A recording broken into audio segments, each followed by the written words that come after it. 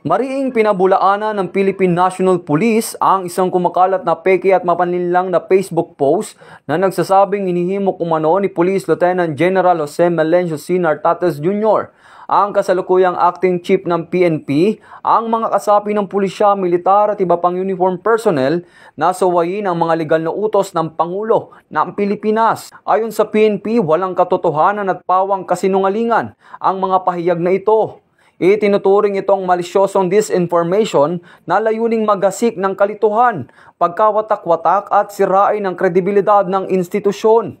Binigyan din ng PNP ng organisasyon ay nananatiling tapat sa Konstitusyon ng Republika ng Pilipinas at lubos na sumusunod sa mga legal na utos ni Pangulong Ferdinand R. Marcos Jr. at iba pang lehitimong otoridad ng pamahalaan. Sa kasalukuyan, iniimbestigahan na ang pinagmulan ng naturang disinformation at magsasampa ng kaukulang legal na aksyon laban sa mga individual o grupong responsable sa pagpapakalat ng peking impormasyon. Nananawagan ng PNP sa publiko na maging mapanuri at responsable sa paggamit ng social media at palagi mag-verify ng impormasyon sa mga opisyal na communication channels ng PNP bago magbahagi o magkomento sa anumang post online.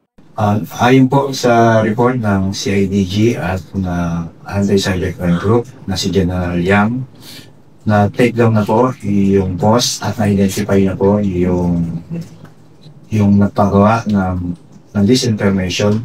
At sa ngayon po ay hinahanda na yung subpoena ng CIDG upang siya itatawag at bigyan ng pagkakataon upang magpaliwanag po sa kanyang disinformation niya.